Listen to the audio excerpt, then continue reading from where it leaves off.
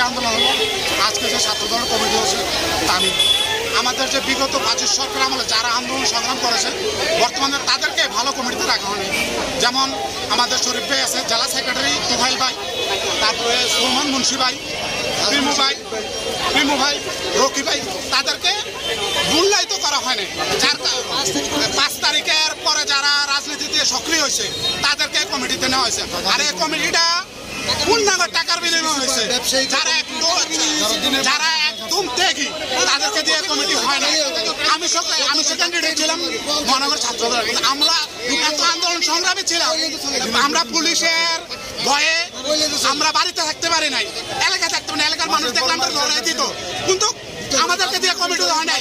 এদিকে যার নাম বলছি, আজমল হোসেন শরীফ, তোফাইল ভাই, সলমান মুন্সি, প্রিমু ভাই, রকি ভাই, তাদেরকে নিয়ে আমরা চাই নতুন কমিটিকে। এই কমিটি আগামীকাল 10টার ভিতরে বিলুপ্ত করে নতুন কমিটি আমরা দাবি জানাচ্ছি। দেখি ছাত্র দলের পক্ষ থেকে আমার এই বার্তা।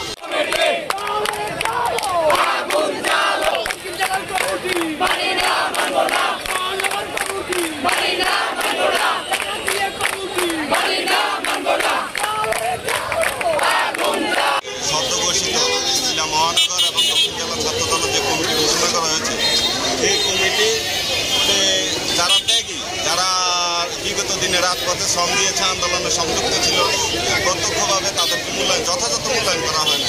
কমিটি দেওয়া হয়েছে, এই কমিটি বাতিল করে পূর্ণ বিবেচনায় উদ্বাদুল বাড়ি আবু ইউসুফ মোল্লা টিপু সহ কুমিল্লা মহানগর এবং কুমিল্লা দক্ষিণ জেলার আহ্বায়ক জাকির আতায় সুমন ভাই এবং বিপি আশিকুর রহমান মাহমুদ ওয়াসিম ভাইয়ের সাথে সলা পরামর্শ করে এই অরিজিনাল যারা ছাত্ররা বিনীতভাবে অনুরোধ করতেছে এবং মিডিয়া হিসেবে আপনাদের কাছেও এই অনুরোধটা জানাচ্ছি। আমরা জারি প্রেক্ষিতে আমরা ভূপালী ছাত্র বিক্ষোভ করে দিয়েছি।